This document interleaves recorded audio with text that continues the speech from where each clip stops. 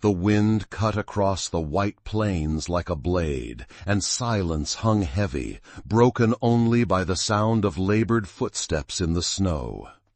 Beneath the ashen sky, a fallen figure was nearly swallowed by the merciless cold, a child, a forgotten slave, left to die. Ragna Bjornsdottir's eyes widened with shock at this discovery, her heart tightening with the urgency of the moment. But what she could not imagine was the dark secret this boy carried, a secret that would forever change the fate of her clan. You are about to witness the day when compassion faced tradition and the gods watched attentively. Come with me. 24 hours earlier, as the sun barely broke the horizon, the fjords of Skildheim lay silent under winter's heavy blanket. Frost clung to every surface, transforming the wooden longhouses into crystalline fortresses. The breath of men and beasts rose in thick plumes, disappearing into the colorless sky that promised more snow before nightfall. In this harsh landscape, where survival demanded both strength and cunning, Ragna Bjornsdottir had learned to carry her grief like armor. 3 winters had passed since raiders from the eastern shores had returned with her husband's body, Eirik Olafsson, laid across his shield. She remembered how his blood had frozen on his beard, how his eyes, once as bright as polished steel, stared emptily at Asgard. The village had honored him with fire and song, but when the embers cooled, Ragna found herself alone in a world that valued women primarily as wives and mothers. At 32, her calloused hands told the story of a woman who had refused to fade into the shadows. The gods test us through winter, her mother had always said. They strip away comfort to reveal what lies beneath. If this was true, then Ragna wondered what Odin saw when he looked upon her now. A woman who maintained her husband's farmstead through sheer force of will, who had earned reluctant respect from men who initially thought her incapable. She adjusted her woolen shawl against the biting wind as she walked the perimeter of her property. The sheep huddled together in their pen, their thick coats heavy with frost. Soon the village would gather for the midwinter blot, the sacred sacrifice to ensure the sun's return and the gods' favor. Ragna's steps faltered as she passed the ceremonial grounds where preparations had already begun. The villagers would bring offerings, livestock, mead, precious metals, hoping to appease the gods who held their fate in immortal hands. Since Eirik's death, Ragna had questioned these rituals in the privacy of her thoughts. What gods would demand such sacrifice while allowing good warriors to fall? What divine plan required her emptiness? These were dangerous thoughts in Skjoldheim, where tradition was sacred and doubt was weakness. She paused at the edge of the forest, where ancient pines stood sentinel against the sky. Her home lay a short distance away, smoke rising from the central hearth. Unlike the larger dwellings of chieftains and warriors, hers was modest but sturdy, built by Eirik's hands in their first year of marriage. The memory of those days, his laughter, his strength, the gentleness few others had witnessed, tightened her throat. "You've grown too serious, Ragna," she could almost hear him say. "Your smile was what first caught my eye, remember, not your skill with a loom or your father's connections." She touched the protective rune pendant that hung at her neck, his last gift before sailing east. The silver had warmed against her skin despite the cold, a small comfort against the emptiness that never quite left her. In the distance, horns sounded, signaling the return of hunters. Tomorrow, the village would prepare for the ritual feast, and Gunnar Haraldason, their chieftain, would oversee the sacrifices. Ragna had noticed how his gaze lingered on her recently, not with desire, but with calculation. A widow with lands who had proven herself capable was a valuable alliance. The thought made her stomach tighten with dread. As she turned back toward home, something caught her attention. A movement where there should be none, a shadow shifting unnaturally among the trees. Ragna froze, her hand instinctively reaching for the small knife at her belt. Raiders rarely came in winter, but lone wolves or desperate outcasts might. The shadow moved again, and Ragna realized it was far too small for a grown man. Cautiously she approached, her footsteps crunching in the hard-packed snow. As she drew closer, the shadow resolved into a huddled form, partially buried in a snowdrift against a fallen tree. A child. A boy, no more than 12 summers old, his wrists bound with frayed rope, his thin body shivering uncontrollably. His clothing was little more than rags, unsuitable for even mild weather, let alone the bitter northern winter. Dark hair hung in matted strands around a face blue with cold. Ragna knelt beside him, her mind racing. The bindings marked him as a thrall, a slave, but whose? No one in Skoldheim had reported a missing slave boy.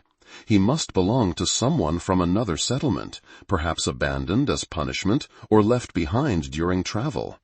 The law was clear. Thralls were property. Taking another's property was theft, punishable by heavy fines.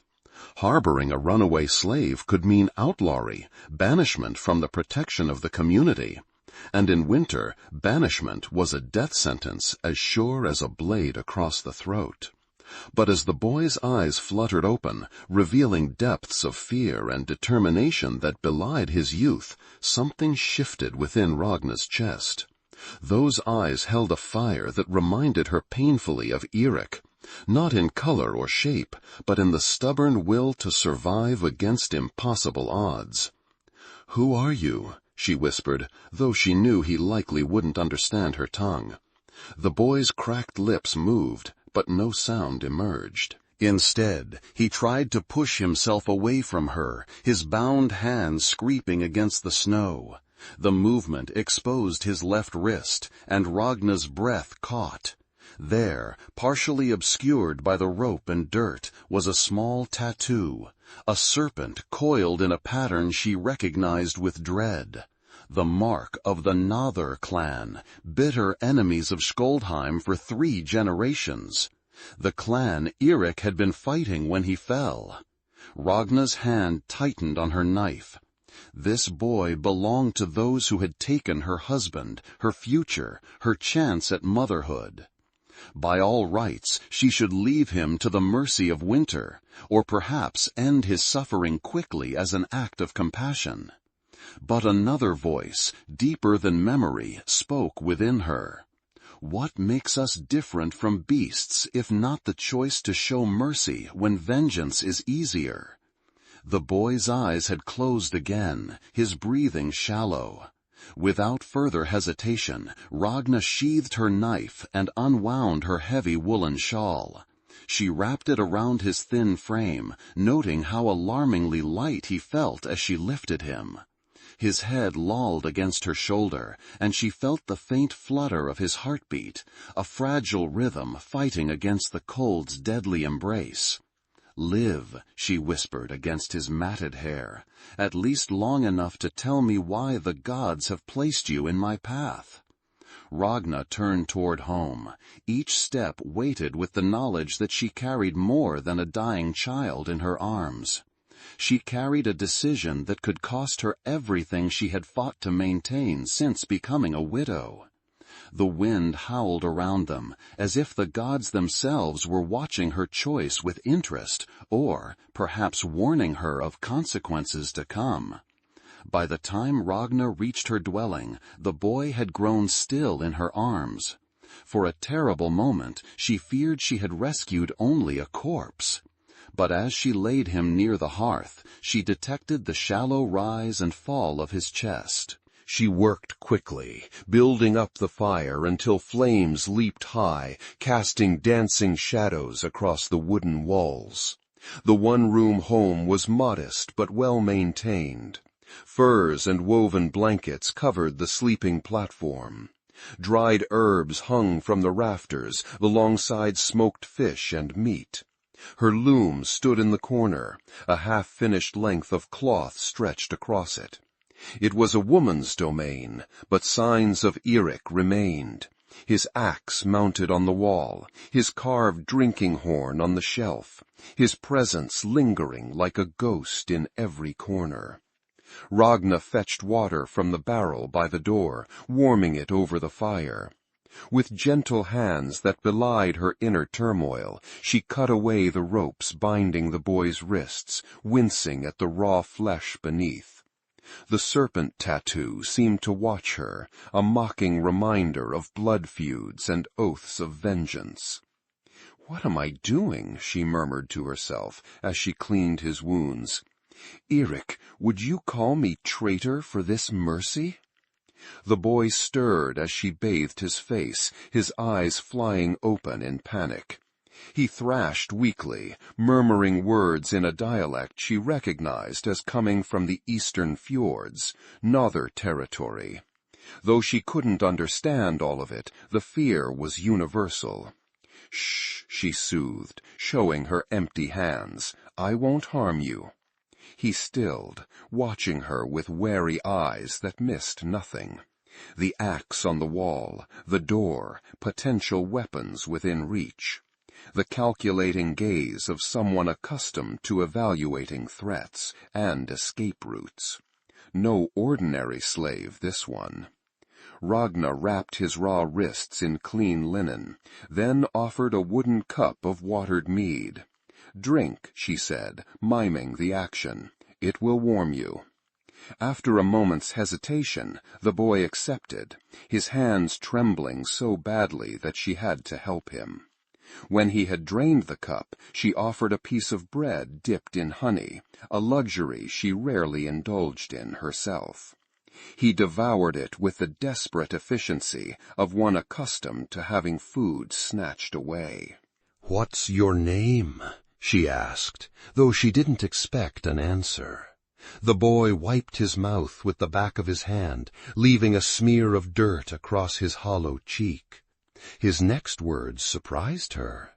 "You, Skoldheim," he said in broken Norse, pointing at her. "Enemy." Then he touched his own chest. "Dead soon." A chill that had nothing to do with the winter air settled over Ragna. "You speak our tongue?" The boy's eyes narrowed. "Some. Listen, learn, stay alive." Smart, then, resourceful, dangerous, perhaps.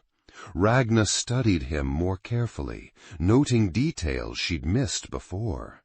Though emaciated, his hands bore calluses inconsistent with typical slave labor.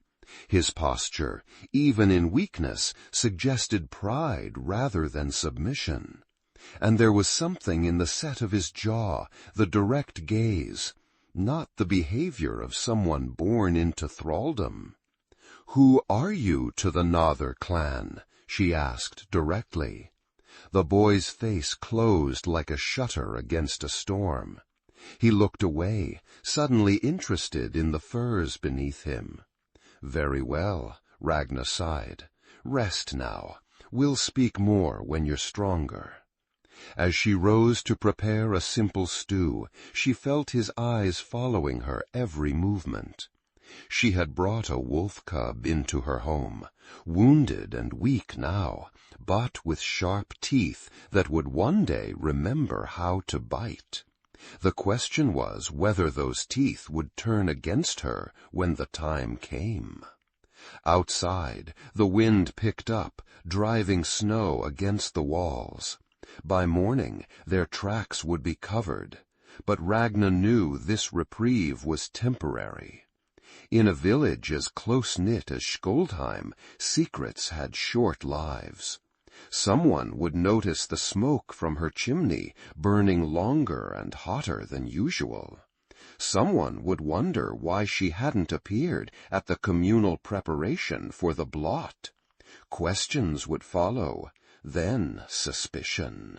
And what then? What would she tell Gunnar when he came asking, as he surely would? What explanation could possibly justify harboring a boy who bore the mark of their blood enemies? As darkness fell, Ragna fed the boy more broth and bread. His color had improved slightly, though fever now flushed his cheeks. He drifted in and out of consciousness, occasionally murmuring words she couldn't understand, perhaps prayers, perhaps curses. Once he called out sharply, his hand reaching for a weapon that wasn't there, his face contorted in terror. Ragna placed a cool cloth on his forehead, humming the same lullaby her mother had sung to her as a child. Gradually, his breathing steadied, his features relaxing into exhausted sleep. In the flickering firelight, with his face softened by slumber, he looked heartbreakingly young. Not another warrior, not an enemy, not a threat, just a child caught in the grinding wheels of adult hatreds and ambitions. "Sleep," she whispered. "Tomorrow we face whatever the Norns have woven for us." Ragna kept vigil through the night, tending the fire and listening to the winter storm howl around her home like a living thing seeking entry. In those quiet hours, with only the crackling flames for company, she confronted the truth she had been avoiding since finding the boy. By saving him, she had already chosen a side in a conflict that predated her birth. Whatever his story, whatever secrets he carried, she was now bound to his fate as surely as he to hers. The realization settled over her like a mantle, heavy with responsibility, but somehow right. Dawn arrived with eerie stillness, the storm having spent its fury during the night. The world outside lay transformed under a pristine blanket of white, beautiful and deadly in its perfection. Ragna opened the door just enough to scoop fresh snow into a bucket for melting, her eyes scanning the horizon for movement. The village lay quiet in the distance, smoke rising from multiple hearths in thin columns against the pale sky. When she turned back, she found the boy awake, propped on one elbow, watching her with those unnervingly direct eyes. "You should have killed me," he said simply, his Norse more fluent than he'd previously revealed. "They will kill you for helping me." Ragna secured the door before answering. "Perhaps, but I've found that should rarely aligns with what we actually do." She placed more wood on the fire. "Are you strong enough to tell me your name now?" The boy hesitated, conflict evident in his expression. "They called me Hrafn, Raven, because of my hair." He touched his matted black locks self-consciously. "But that's not your true name," Ragna guessed, recognizing the evasion for what it was. Slaves were often renamed by their masters, stripped of their identity along with their freedom. The ghost of a smile touched his cracked lips. "Clever woman." Then the smile vanished. "My name died with my family. It's safer that way." "For whom? You or me?" "Both." Ragna nodded, accepting the boundary for now. "Can you tell me how you came to be in the forest, half frozen and bound?" The boy, Hrafn, looked down at his bandaged wrists. "I ran. They caught me. Decided I wasn't worth the trouble of bringing back." His voice remained flat, emotionless, but his fingers trembled slightly. "Their master wanted to kill me there, but the others said the cold would do it just as well, without blood on their hands." "Their master? You mean your owner?" A flash of something dangerous crossed his face. "I belong to no one." The pride in those words, despite his circumstances, confirmed Ragna's suspicions. No ordinary thrall, indeed. She changed tactics. "Are you hungry?" The sudden shift seemed to confuse him, but he nodded cautiously. Ragna prepared a simple meal of porridge with dried berries and a small portion of smoked fish. He ate methodically, like someone accustomed to making food last. "The storm has bought us time," she said as he ate. "No one will expect to see me until the preparations for the blot this afternoon. By then, we need to decide what happens next." Hrafn paused, spoon halfway to his mouth. "What happens next is I leave. Once I can walk, I go." He gestured toward the window, where sunlight sparkled on fresh snow. "No tracks to follow." "And go where? The nearest settlement is 2 days' journey, and that's in good weather, with proper clothing and provisions." Ragna shook her head. "You wouldn't last until nightfall." "Better than bringing death to your door," he said quietly. "I've seen enough of that." The simple statement, delivered without self-pity, struck Ragna deeply. She was about to respond when a sharp knock at the door froze them both. Hrafn's hand immediately went to his side, searching for a weapon, while Ragna motioned for silence. "Ragna, are you well?" The voice belonged to Astrid, a widow like herself, whose home stood nearest to hers. "No one has seen you since yesterday." "A moment," Ragna called, her mind racing. She gestured urgently for Hrafn to hide beneath the furs on her sleeping platform, then smoothed her hair and opened the door just enough to reveal her face. Astrid stood bundled against the cold, concern evident in her lined face. Behind her, the path to the village had already been trampled by morning activities. "I was worried," Astrid said, trying to peer past Ragna into the dwelling. "You're always among the first at the well, but this morning—" "A moment," Ragna called, her mind racing. She gestured urgently for Hrafn to hide beneath the furs on her sleeping platform, then smoothed her hair and opened the door just enough to reveal her face. Astrid stood bundled against the cold, concern evident in her lined face. Behind her, the path to the village had already been trampled by morning activities. "I was worried," Astrid said, trying to peer past Ragna into the dwelling. "You're always among the first at the well, but this morning—" "A fever came on suddenly last night," Ragna lied, forcing a weak smile.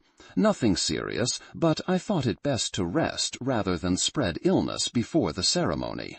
Astrid's expression softened with sympathy. "Shall I bring you some of my elderberry tonic? It worked wonders when Tora's youngest had the winter sickness." "No need to trouble yourself. I'm already feeling stronger." Ragna made a show of coughing into her sleeve. "I'll likely join the preparations by midday." "Well, don't push yourself too hard. The gods understand illness." Astrid's eyes narrowed slightly. "Although Gunnar was asking after you this morning, quite specifically." Ragna's heart stuttered. "Was he?" Astrid's tone turned knowing. "He mentioned something about discussing your contribution to the blot privately." The implication was clear. Gunnar's interest in her had progressed from distant calculation to active pursuit. Under normal circumstances, this would be Ragna's primary concern, how to deflect the chieftain's attention without causing offense. Now it was merely another complication in an increasingly dangerous situation. "Please tell him I'm indisposed today, but look forward to participating in the ceremony tomorrow," Ragna said carefully. After a few more exchanges and promises to call if she needed anything, Astrid finally departed. Ragna secured the door and leaned against it, exhaling slowly before turning to where Hrafn had emerged from hiding. "They're already suspicious," he observed. "Astrid is curious, not suspicious," Ragna corrected. "There's a difference." She moved to the fire, stoking it thoughtfully. "But you're right that we don't have much time, especially with Gunnar taking an interest." "This Gunnar, he's your chieftain?" Ragna nodded. and a man unused to being denied what he wants. Hrafn studied her with surprising perception for one so young. He wants you. He wants my land and the respect I've earned, she corrected. I am a means to an end. As am I. Hrafn's gaze dropped to the serpent tattoo on his wrist. We are both pawns in games played by powerful men. The observation, so adult and weary from a child's lips, struck Ragna silent. In that moment, she saw not just a boy in need of rescue, but a kindred spirit, someone else caught between duty and desire, between the expectations of others and the quiet yearnings of their own heart. Then perhaps, she said finally, it's time we stopped playing by their rules. The days that followed established a cautious routine. Ragna would leave her home for short periods, maintaining appearances in the village while gathering information. She learned that a group of traders had indeed passed near Skoldheim's territories 3 days earlier, unusual in winter but not unheard of. No one had mentioned missing slaves or strange encounters, but whispers of Nother movement along the eastern borders had reached Gunnar's ears, prompting increased patrols. Meanwhile, Hrafn regained strength with the resilience of youth. The fever broke on the second night, and color returned to his gaunt face. Ragna provided clean clothing, a tunic and trousers left from when her youngest brother had visited years ago, and cut his matted hair with careful hands. Beneath the grime and exhaustion emerged a boy whose features hinted at noble blood. High cheekbones, a straight nose, intelligent eyes that missed nothing. They spoke little of his past directly, but Ragna gleaned pieces through observation and the occasional unguarded comment. He knew how to use a knife with the precision of someone trained in combat, not merely survival. He recognized the quality of her husband's axe with a single glance. He recited, almost unconsciously, fragments of sagas that were typically the domain of Jarl's sons, not thralls. Most telling was his reaction when she mentioned Eric's death at Nother hands.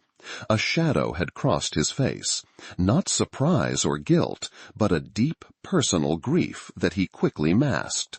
Whatever his connection to the Nother clan, it was complicated by emotions no simple slave should harbor. On the 4th morning, as snow clouds gathered again on the horizon, Ragna returned from the village to find Hrafn practicing with a small knife, her kitchen blade, executing precise movements that confirmed her suspicions about his training. "You move like a warrior's son," she observed from the doorway. Hrafn froze, then slowly lowered the knife. "And you move like a shield maiden, not a farmer's widow." Ragna smiled faintly. "My father believed daughters should know how to defend themselves." Eirik agreed. She closed the door behind her, shaking snow from her cloak. "The village is buzzing with news. A hunting party found bodies near the eastern ridge. 3 men, Nother by their clothing, killed within the week." Hrafn's expression remained carefully neutral, but his knuckles whitened around the knife handle. "How did they die?" "Exposure, they're saying, but Gunnar suspects foul play." She hung her cloak by the fire. "He's called a thing for tonight. All adults must attend." "Then you have the perfect opportunity to turn me in," Hrafn said quietly. "Prove your loyalty to Skoldheim by delivering an enemy into their hands." Ragna crossed the room and gently took the knife from his grip. "Is that what you are? My enemy?" Their eyes met in a moment of perfect understanding. Whatever half-truths and evasions had passed between them, this question demanded honesty. "I don't know what I am anymore," Hrafn admitted, his composure cracking to reveal the child beneath the careful mask. "Except alive when I should be dead, thanks to you." Ragna placed the knife on the table. "The thing will keep everyone occupied until late. After, there will be drinking and celebrations, or preparations for war, depending on what Gunnar decides.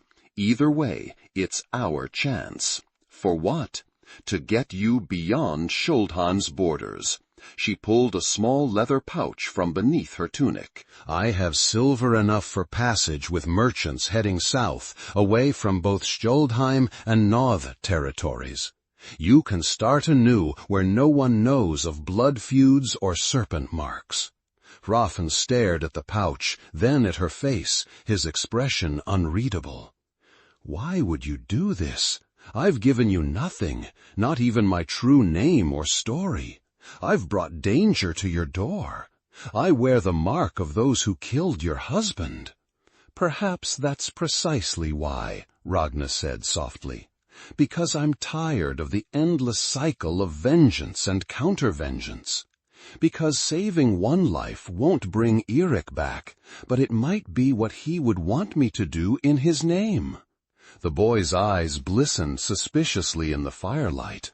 And if I told you I've dreamed of driving a blade into Gunnar Haraldsson's heart, that I've sworn oaths of vengeance by gods older than Odin, then I'd say you're too young to have your fate sealed by hatred, Ragna answered steadily, and that there are many paths to honor besides the one soaked in blood. Before Hrafn could respond, shouts erupted outside, multiple voices growing closer. Through the small window, Ragna glimpsed movement, men with torches approaching her home. At their head, unmistakable even at a distance, was Gunnar's imposing figure. They know, Hrafn whispered, all pretense of adulthood falling away to reveal raw fear. Hide, Ragna ordered, already moving to the door. Under the floorboards by the north wall. There's a small space my husband built for valuables during raids. What about you? Ragna smiled grimly. I'll do what women have done since time began.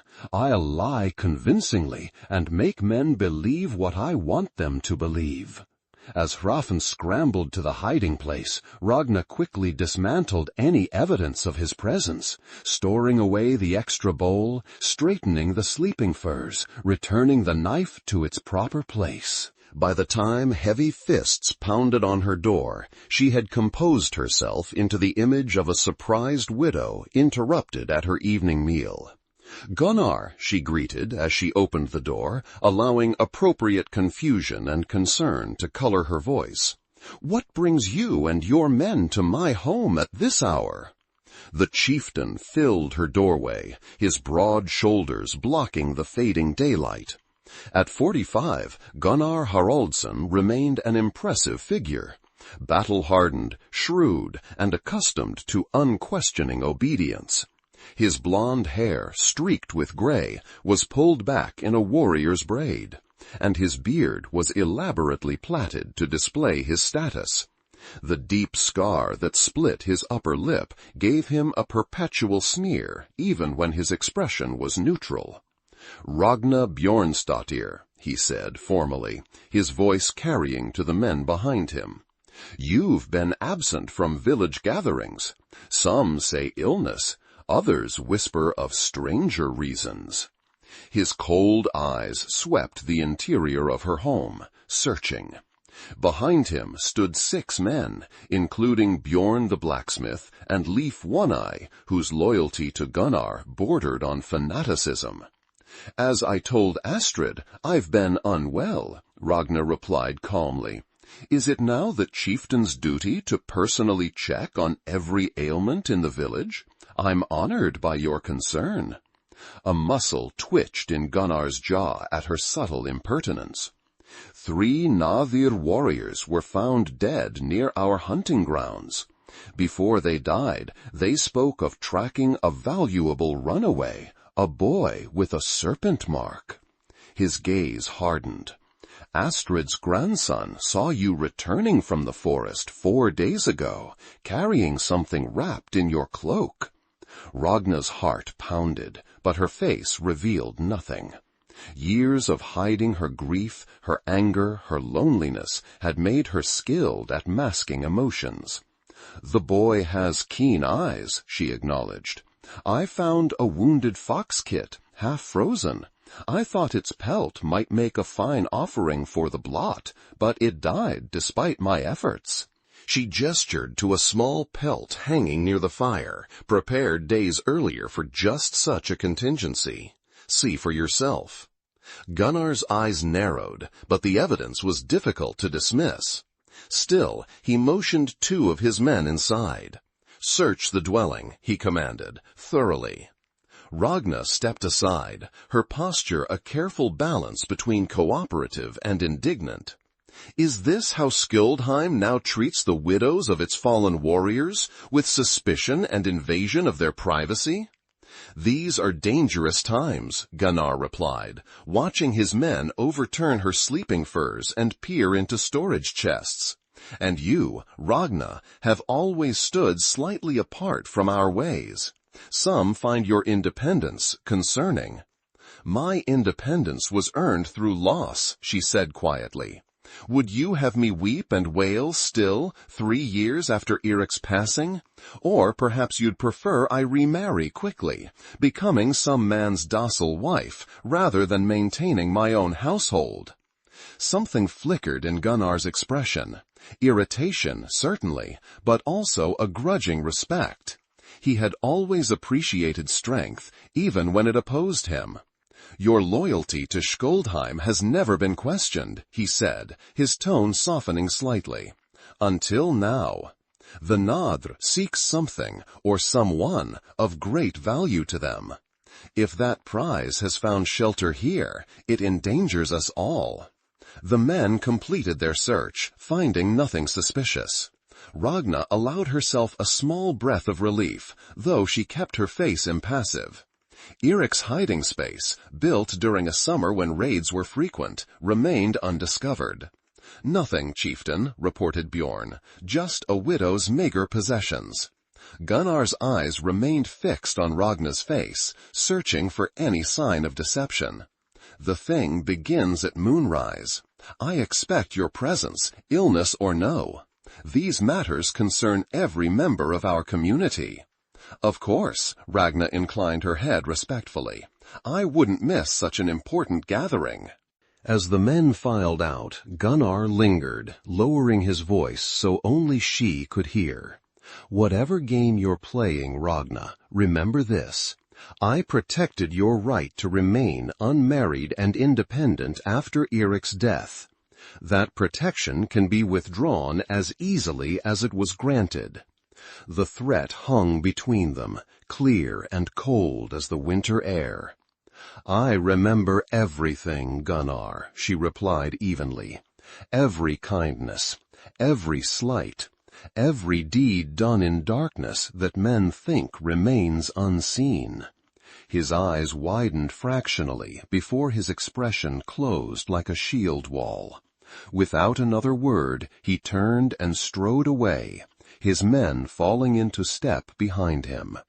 Ragna secured the door and leaned against it, trembling now that no one could see.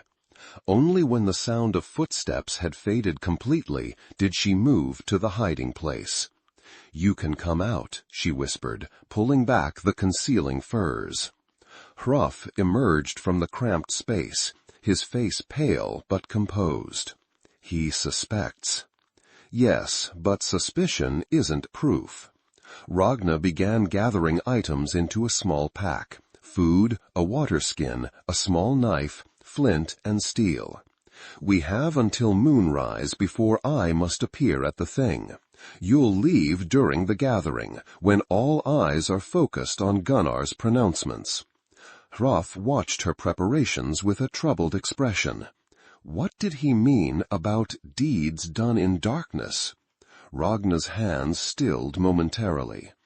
Gunnar became chieftain under questionable circumstances. The previous leader, Halfdan the Wise, died suddenly after opposing Gunnar's push for more raids against neighboring settlements. She resumed her packing. Nothing could be proven, but those with eyes to see drew their own conclusions. And yet you've lived under his rule for years. We all make compromises to survive, Ragna said simply. But there are limits to what I will tolerate. Turning a child over to torture and death crosses that line, regardless of what mark he bears or what blood flows in his veins. Raf's expression softened into something dangerously close to trust. There's something you should know, before I go. He took a deep breath. My true name is... A sharp knock interrupted him. They froze, exchanging alarmed glances. Had Gunnar returned? Ragna motioned Hafn back toward the hiding place. But before he could move, a woman's voice called out. Ragna, it's Astrid again. I'm alone. Please, I must speak with you. Torn between suspicion and hope that Astrid might prove an ally, Ragna made a split-second decision. Stay where I can see you, she murmured to Rafn. Then opened the door just enough to confirm Astrid stood alone in the gathering dusk. The older woman slipped inside quickly, her lined face grave. Her eyes widened at the sight of Rafn, but she showed no surprise, only grim confirmation. So, it's true, she said softly. You've been harboring the Nod boy. How did you know? Ragna demanded, one hand moving subtly toward the knife on her table. Astrid's smile held no humor. I'm old, not blind. The extra smoke from your chimney. Your sudden illness coinciding with rumors of Nod in our territory. The way you stood in your doorway to block my view. She sighed heavily. And now Gunnar is gathering support to name you traitor at tonight's thing. The blunt statement hit Ragna like a physical blow. He has no proof. He doesn't need it. The deaths of those Nod warriors has inflamed old hatreds. The village is afraid, and fear makes people eager to find someone to blame. Astrid's gaze shifted to Rafn, who stood rigidly by the hearth. Though I doubt they realize exactly who they're hunting. Something in her tone made Ragna pause. You recognize him? Astrid nodded slowly. Not by face, he was just a small child when I last saw him. But that serpent mark is distinctive, especially when combined with those eyes. She addressed Hrafn directly. You have your father's gaze, young Leif Sigurdsson. He was a good man, despite what Skjoldheim believes of him. The name hung in the air between them, heavy with implication. Leif Sigurdsson, son of Sigurd the Law-Speaker, former leader of the Nother clan, and architect of the peace that had held between their peoples for a generation before his mysterious death shattered the alliance. Leif, stood straighter, the pretense of being a simple thrall falling away completely. You knew my father? I was born Nother, Astrid said simply.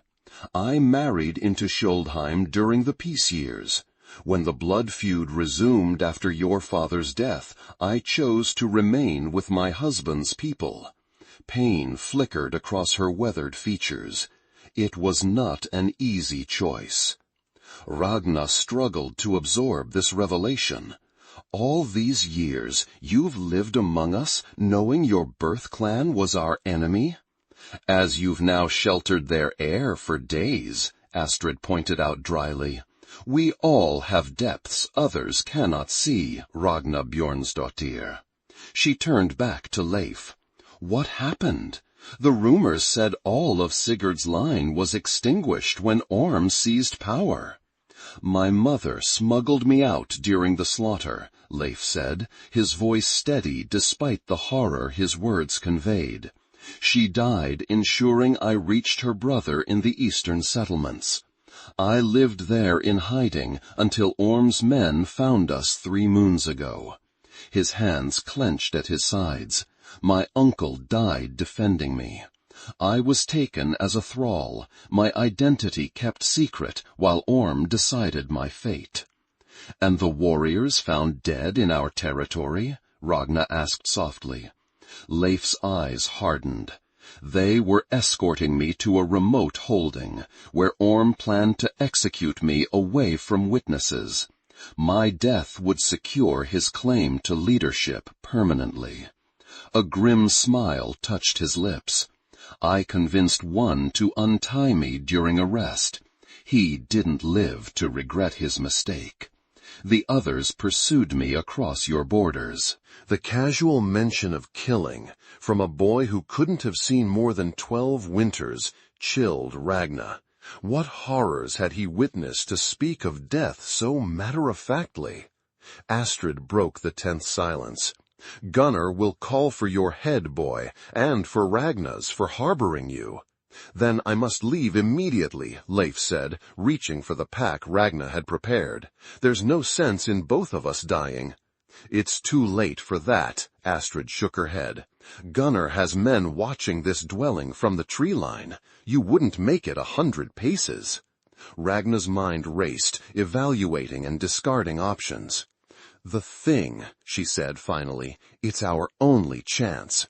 Everyone will be gathered at the central hall. If we can create a distraction— No, Leif interrupted firmly. I won't flee while you face execution in my place. His young face set in lines too adult for his years. There's another way. I'll reveal myself, not as a runaway thrall, but as Sigurd's son. Claim right of address before the thing. That's suicide, Ragna protested.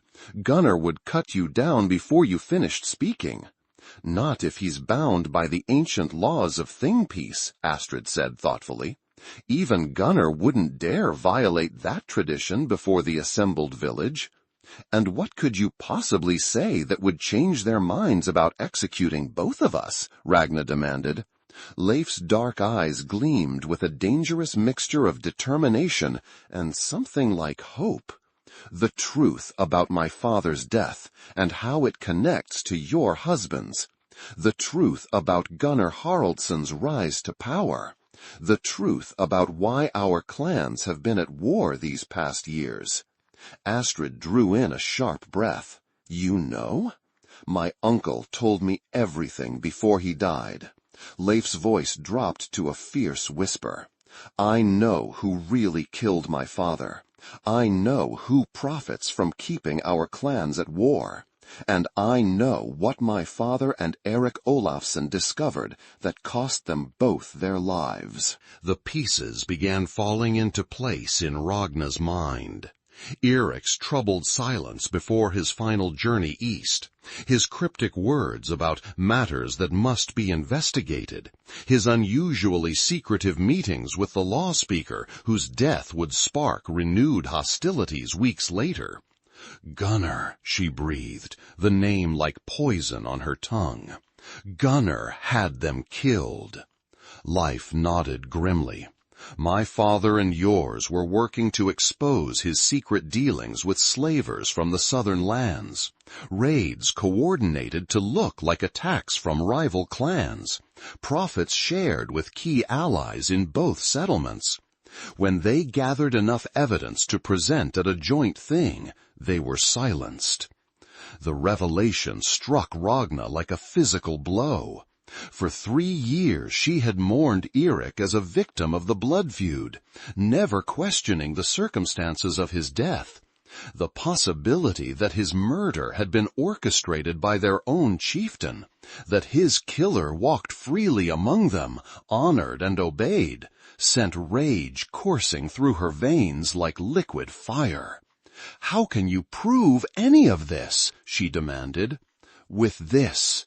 Leif reached beneath his borrowed tunic and withdrew a small object wrapped in oiled leather, a bone cylinder intricately carved with runes. My father's message cylinder. It contains his seal and written testimony, along with Erik's witness mark. My uncle preserved it all these years, waiting for the right moment to reveal the truth. Astrid's eyes widened. A written account with both their marks would force the thing to investigate, regardless of Gunnar's wishes. "If we survive long enough to present it," Ragna said grimly. The three fell silent, the weight of decision heavy upon them. Outside, the light was fading rapidly, and in the distance, the first torches were being lit around the thing place. Soon, Ragna's absence would be noted. "I should go alone," Leif said finally. "This is my fight." "No," Ragna replied, her voice steady with newfound purpose. "It became my fight the moment I found you in the snow. And it has been my fight since Eirik's death, though I didn't know it until now." She straightened her shoulders, feeling a clarity she hadn't experienced since receiving news of her husband's death. "We go together before the assembled thing, and we speak truth to power. And I," Astrid added quietly, "will ensure you both reach the thing place alive." She pulled back her cloak to reveal a small axe tucked into her belt, a reminder that even grandmothers in Viking lands knew how to defend what they valued. As they prepared to leave, gathering courage like armor around themselves, Leif turned to Ragna with solemn eyes that seemed to hold the wisdom of ancestors long dead. "Whatever happens tonight," he said softly, "know that you've already won a victory greater than any Gunnar could claim. You chose mercy when vengeance would have been easier. You saw a person where others would have seen only an enemy." He touched the serpent mark on his wrist. "My father believed our clans could live as allies rather than enemies. In you, I see proof he was right." Ragna felt her throat tighten with emotion she couldn't afford to indulge, not now, with so much at stake. Instead, she clasped Leif's shoulder firmly, in the way she had often seen Eirik do with the young warriors he trained. "Then let us honor both our fallen by finishing what they started," she said, "together." With those words, they stepped out into the gathering darkness, three unlikely allies bound by truth and the hope that justice, long delayed, might finally be served. The central hall of Skjoldheim blazed with torchlight, its massive wooden structure transformed into a beacon against the night. Smoke escaped through the roof opening, carrying with it the clamor of voices, some angry, others fearful, all united in anticipation of Gunnar's pronouncements. Armed men stood at each entrance, their faces grim beneath iron helmets. Ragna, Leif, and Astrid approached from the shadows between dwellings, keeping to the narrow paths where darkness offered some protection. They had agreed on their strategy. Astrid would enter first, taking her place among the elders as was her right.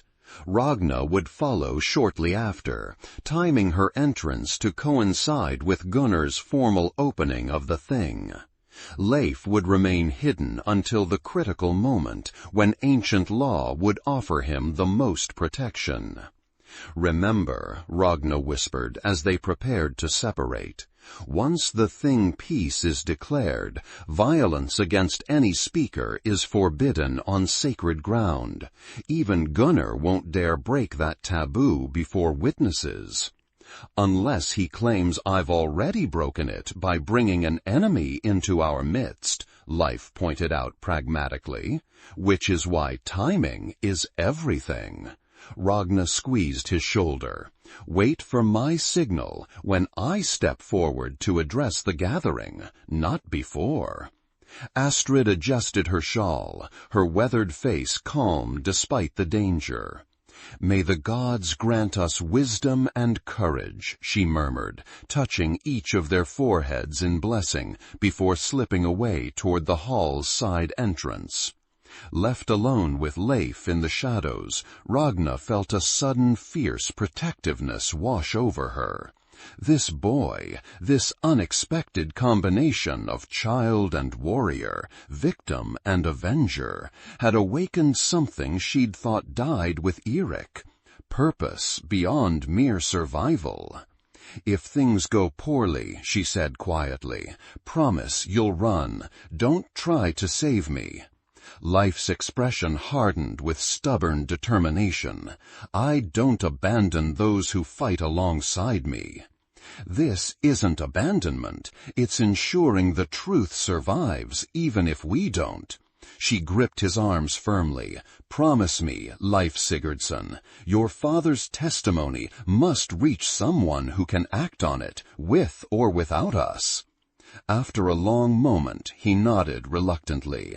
"I promise, but it won't come to that." His confidence, whether genuine or feigned for her benefit, steadied Ragna's resolve. She touched the protective rune at her throat one last time, then stepped out of the shadows toward the main entrance of the hall. The guards stiffened as she approached, exchanging significant glances. One, Thorstein, a man who had once fought alongside Eirik, shifted uncomfortably. "Ragna," he acknowledged, his voice neutral, but his eyes warning. "Gunnar has spoken of you tonight." "Then I shouldn't keep him waiting," she replied evenly, holding his gaze until he stepped aside to let her pass. Heat and noise assaulted her senses as she entered. The hall was packed with villagers, every adult member of Skjoldheim present, as tradition demanded for matters affecting the entire community. Smoke hung in layers beneath the high rafters, illuminated by torches mounted on the support posts. At the far end, elevated on a platform, sat Gunnar in the chieftain's high seat, his closest advisers arranged around him. Ragna made her way through the crowd, aware of the conversations that faltered as she passed, the eyes that tracked her progress with emotions ranging from suspicion to sympathy. She located Astrid among the elder women near the central hearth and moved to stand near her, drawing strength from the older woman's calm presence. Gunnar's gaze found her immediately, his expression unreadable behind his carefully groomed beard. He raised a hand, and the hall gradually fell silent. "People of Skjoldheim," he began, his deep voice carrying to every corner of the space, "we gather tonight, as our ancestors have gathered since time immemorial, to address matters that threaten our peace and prosperity." Murmurs of assent rippled through the assembly.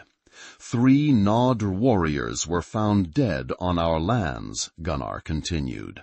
"While any reduction in our enemies' numbers might seem cause for celebration, their presence so close to our settlement raises troubling questions. More troubling still is what they sought.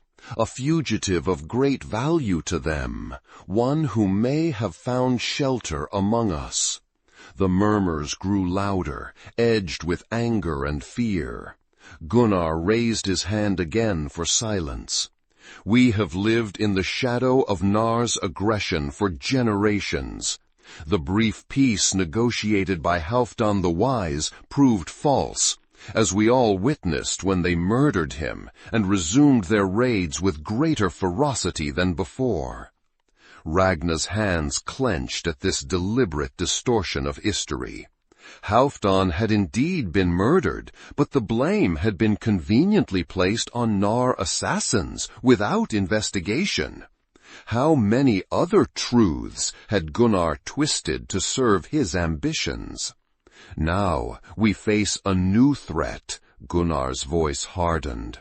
"Treachery from within. Someone among us has harbored an enemy agent. Whether out of greed, misplaced compassion, or active betrayal remains to be determined. All eyes turned to Ragna, the weight of collective suspicion almost palpable. She stood straight-backed, her face composed, despite the hammering of her heart. Gunnar pointed directly at her. Ragna Bjornsdotter, widow of the honored warrior Eirik Olafsson, stands accused of sheltering a Nar's fugitive, one whose capture or death is of such importance that they sent warriors into our territory to retrieve him. Shocked whispers swept through the hall. To many, Ragna had been a model of dignified grief and self-sufficiency, respected, if somewhat apart from the community's daily rhythms. The accusation seemed incomprehensible. "What say you to these charges?" Gunnar demanded. The moment had come. Ragna stepped forward into the open space before the high seat, feeling the weight of every gaze upon her. From the corner of her eye, she saw Astrid shift slightly, positioning herself to watch the side entrance where Leif would appear. "I stand before you not as an accused," Ragna began, her voice clear and steady, "but as an accuser." She raised her voice to be heard over the startled reactions. "I claim the ancient right of thing speech to present evidence of crimes that threaten the very foundation of our community." Gunnar's expression darkened, but he was bound by tradition. Once the right of thing speech was invoked, it could not be denied without violating sacred law. "Speak then," he said coldly, "but know that false accusations carry heavy penalties." Ragna drew herself up, channeling all the strength and dignity she had cultivated through years of solitary grief. "For 3 years I have mourned my husband, believing he died in the blood feud between our clans. For 3 years I have honored his memory by maintaining his lands and upholding his values." Her gaze swept the assembled villagers. "But Eirik Olafsson did not die in a simple raid or battle. He was silenced because he discovered a terrible truth, one that implicated not our enemies, but one of our own." The hall erupted in confused shouts. Gunnar rose from his seat, face contorted with rage. "Enough of these baseless—" "I invoke thing peace," Ragna called out, using the formal declaration that guaranteed a speaker's safety during assembly. "And I call a witness who brings proof of my claims." This was the signal. As if summoned by the gods themselves, Leif appeared at the side entrance, walking steadily through the suddenly silent crowd. Despite his youth and the simple clothing he wore, his bearing was unmistakably noble. Chin high, shoulders squared, eyes fixed on Gunnar with unflinching purpose. Gasps and exclamations filled the hall as people recognized the serpent tattoo on his wrist, visible for all to see. Some reached for weapons before remembering the thing piece that bound them. Gunnar had gone deathly pale, his knuckles white where he gripped the arms of his chair. Leif stopped beside Ragna, and in that moment she saw not just the echo of his father in his features, but something of Eirik too. The same unwavering courage in the face of overwhelming odds. "I am Leif Sigurdsson," he announced, his young voice somehow filling the vast space. "Son of Sigurd the Law Speaker of the Nother clan, heir to his seat and his honor. I come before you not as enemy, but as truth-bearer." The shock that rippled through the assembly was almost physical. Sigurd's son, believed dead in the purge that followed his father's assassination. The implications were staggering. "This is a trick," Gunnar snarled, recovering his composure. "Another deception meant to divide us." He gestured to his guards. "Seize them both. The thing piece does not protect enemy spies or those who harbor them." But before the guards could move, Astrid stepped forward, her aged voice cutting through the chaos with surprising authority. "Will you break the thing piece before the assembled community, Gunnar Haraldsson? Will you violate the most sacred law of our people?" She looked around the hall, meeting the eyes of the elders one by one. "I vouch for this boy's identity. I knew Sigurd the law speaker in the peace years. This is his son, and he has the right to be heard." The guards hesitated, looking to Gunnar for direction. The chieftain's face twisted with barely contained fury, but he was trapped by his own adherence to tradition and appearance. To violate the thing piece openly would undermine his authority more surely than any accusation. "Speak then," he spat, sinking back into his seat. "Speak your lies and be done with it." Leif stepped forward, removing the bone cylinder from within his tunic.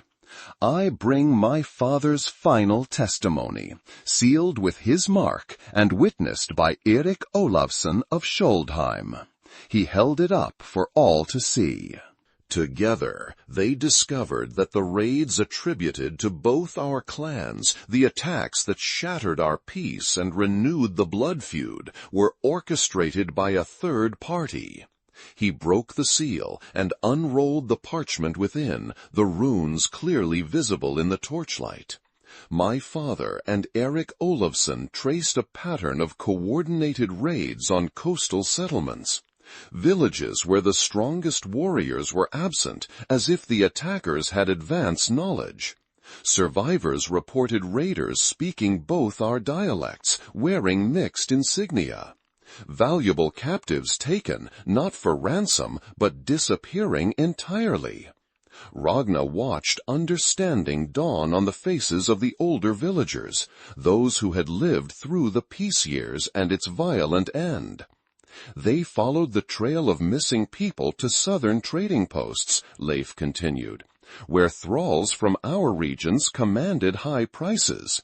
They found evidence of payment to someone highly placed in both our clans, someone who profited from keeping us at war while he sold our people to distant lands. All eyes turned to Gunnar, whose face had gone from pale to mottled red. "Lies," he hissed, "the desperate fabrications of a child trying to save himself." "The evidence is here," Leif replied calmly, indicating the parchment. "Accounts of shipments, descriptions of meetings, names of conspirators who have already confessed. All recorded by my father and witnessed by Erik Olafsson before both were conveniently killed before they could present their findings."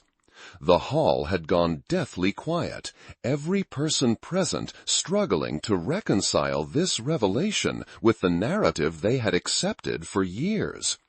"When my father and Erik arranged to meet and combine their evidence," Leif said, his voice dropping to ensure everyone strained to hear, "they were ambushed by warriors wearing mixed insignia, some Skjoldheim, some Nather. The same pattern as the mysterious raids that had plagued both our communities." Ragna stepped forward again. "My husband's last words to me were that he was investigating a matter that might finally end the blood feud. He carried documents when he left, documents that were not returned with his body." She turned to face Gunnar directly. "You told us he died fighting Noth raiders. You used his death to call for vengeance. You used our grief to fuel your war." Gunnar surged to his feet. "This is absurd. Why would I orchestrate raids against my own people?"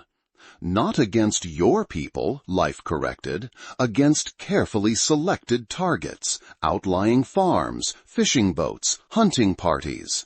Never the main settlement, never your closest allies' properties.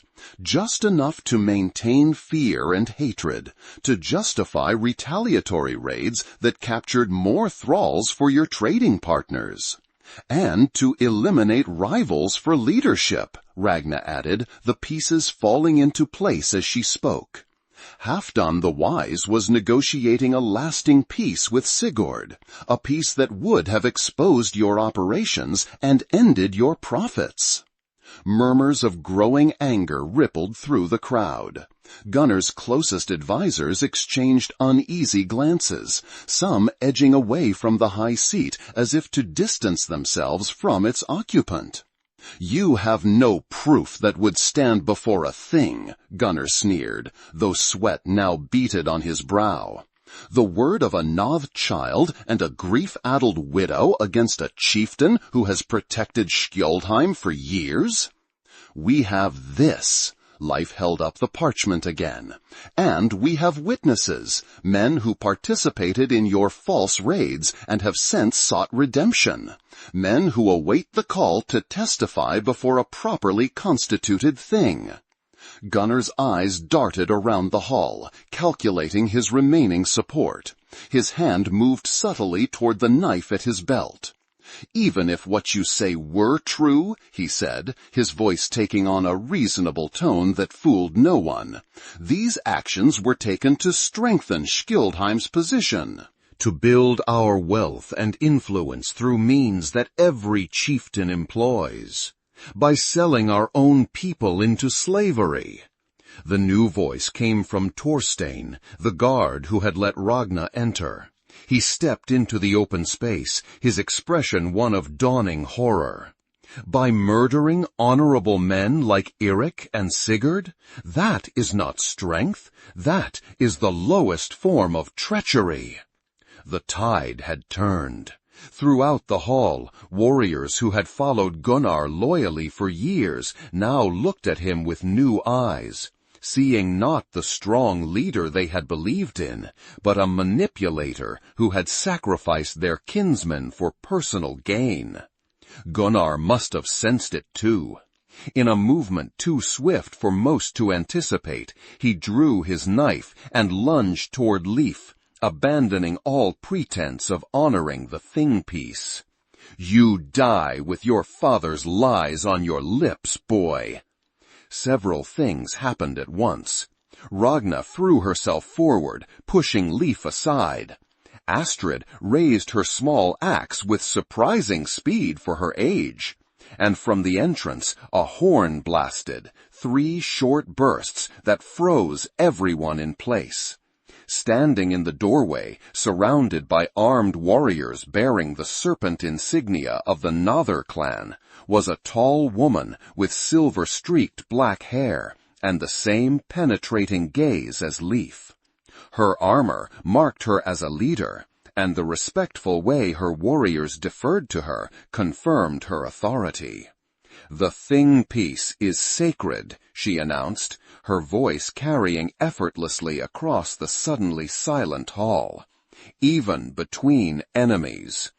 Gunnar stood paralyzed, knife still raised, caught in the act of violating the most fundamental law of their society. The Nother warriors moved into the hall, not attacking, but forming a perimeter, weapons lowered, but ready. Leif straightened, his face transforming with recognition and joy. "Aunt Freya!" The woman's stern expression softened momentarily as she looked at him. "You've led us on quite a chase, nephew." Then her gaze hardened as it shifted to Gunnar. "Though it seems it was worth the journey." Ragna stepped forward, placing herself between Leif and the still-armed Gunnar. "Who are you? Why have you come to our thing?" "I am Freya Sigurd's daughter, sister to the murdered law-speaker, and acting leader of the Nother clan since my brother's death." Her eyes met Ragna's with surprising warmth. "And I've come because a brave woman found my nephew in the snow and chose mercy over hatred, despite every reason to do otherwise." Confusion rippled through both groups, Skeldheim villagers and Noth warriors alike. Centuries of enmity did not disappear in a moment, regardless of revelations about manipulated conflicts. "We received word from Astrid 3 days ago," Freya explained, nodding respectfully toward the older woman. She recognized Leif and understood what his presence here might mean. "We've been gathering our own evidence against Orm, the usurper who seized power after my brother's death, and continued Gunnar's schemes from our side." Astrid stepped forward. "I sent a message with traders heading east. I knew Freya would come if she learned her nephew lived."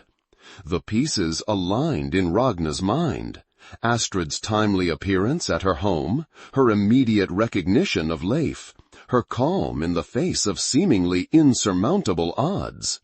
The old woman had been playing a deeper game all along.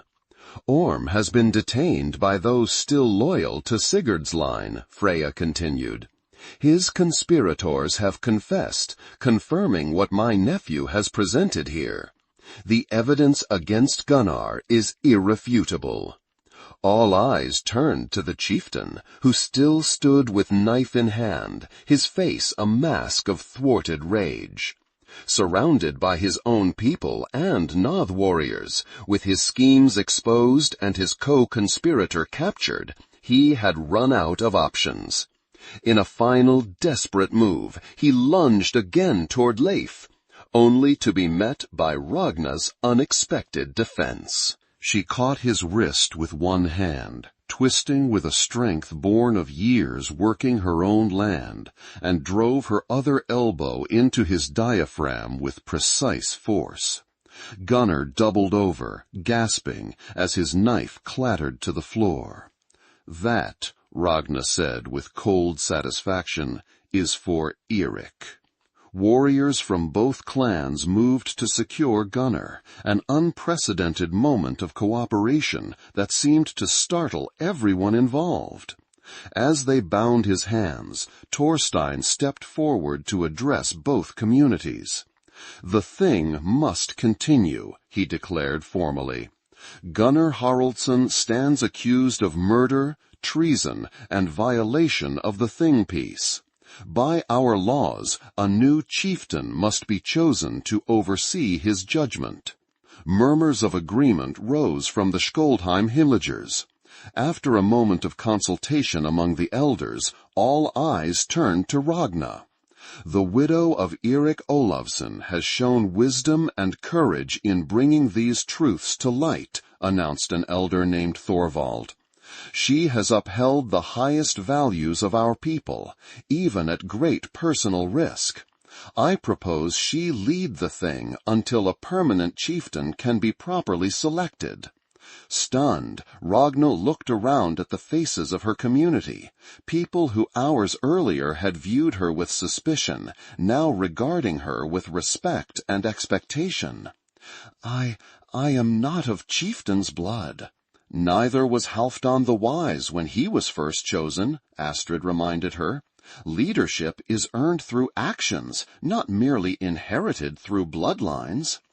Before Ragna could respond, Freya Sigurdsdottir stepped forward, her expression solemn, but her eyes alight with something like hope.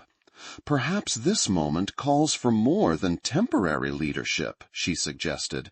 "Perhaps it calls for a return to the path my brother and Eirik Olafsson envisioned, a lasting peace between our clans, built on truth and mutual respect, rather than fear and vengeance." She extended her hand toward Ragna in the ancient gesture of truth. "The widow of the man who died alongside my brother, leading the judgment of those responsible for both their deaths. What better symbol of justice and reconciliation could the gods provide?" A hush fell over the assembly as the significance of the moment settled upon them. Two women, one a widow who had maintained her independence against all expectations, the other a warrior who had kept her brother's vision alive through years of conspiracy and betrayal, standing together where their men had fallen. Ragna looked at Leif, who watched the proceedings with undisguised wonder, and at Astrid, whose weathered face shone with vindication. Then she clasped Freya's offered hand firmly. "For Eric and Sigurd," she said, her voice carrying to every corner of the hall. "For the truth they died to protect. For the peace they believed possible." Freya's grip was strong, her smile fierce with shared purpose. For the future they would have built. As their clasped hands rose in the ancient symbol of alliance, a cheer erupted, hesitant at first, then growing in strength, as warriors and villagers from both clans recognized the historic significance of what they witnessed. Centuries of hatred would not disappear overnight, but a door had opened that many had thought permanently sealed. In that moment of possibility, with Gunnar defeated and truth triumphant, Ragna felt Eric's presence more strongly than at any time since his death. Not as a ghost or memory, but as a legacy continued, a path forward that honored his sacrifice by building something lasting from its ashes. The thing continued late into the night, with formal charges laid against Gunnar and arrangements made for a joint council to address the years of orchestrated conflict. Messengers were dispatched to outlying settlements of both clans, carrying news of the revelations and the unprecedented alliance forming in their wake. As dawn approached, Ragna found herself seated near the dying central fire, exhaustion and exhilaration warring within her. Leif had been reunited with his aunt and the loyal Nather warriors who had never stopped searching for him. Their joy in his survival tempered by the knowledge of all he had endured. The young heir, she corrected herself, approached where she sat, his bearing both more relaxed and more dignified now that he no longer needed to hide his identity. "You saved my life twice," he said without preamble. "First in the snow, then from Gunnar's knife. My father would say that creates a bond stronger than blood." Ragna smiled tiredly. "Your father sounds like a wise man, much like my husband. They were friends, you know, not just allies of convenience."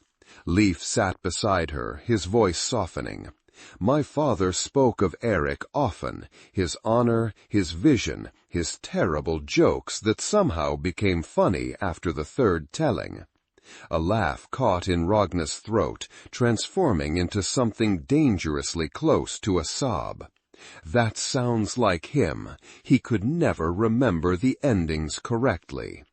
They sat in companionable silence, watching as the first pale light of dawn filtered through the smoke hole above. "I'm leaving with my aunt when the council concludes," Leif said finally. "There's much to rebuild among the Nather, trust to restore, Orm's damage to undo." He hesitated, then added, "But I'd like to return someday, when things are more settled, to learn more about the man who died alongside my father, to know the woman who saw past the serpent mark to the person beneath." Ragna felt a warmth spread through her chest. Not the fierce heat of vengeance satisfied, but the gentler glow of connection restored. "You'll always have a place at my hearth, Leif Sigurdsson. And perhaps, in time, our clans will find that the bonds between us are stronger than the hatreds that divided us." "My father believed that," Leif said solemnly. He said hatred is like winter, brutal and powerful, but ultimately giving way to spring if we have patience and courage enough to endure until the thaw. As if in confirmation of these words, a shaft of sunlight broke through the clouds outside, sending a golden beam across the hall floor, illuminating the space where enemies had become allies, where truth had overcome deception, where the seeds of peace had found fertile soil at last. In that moment of perfect clarity, Ragna understood that the greatest honor she could pay to Eric's memory was not in preserving what had been, but in building what could be. Not in nursing grief until it hardened into bitterness, but in allowing it to soften into wisdom and compassion.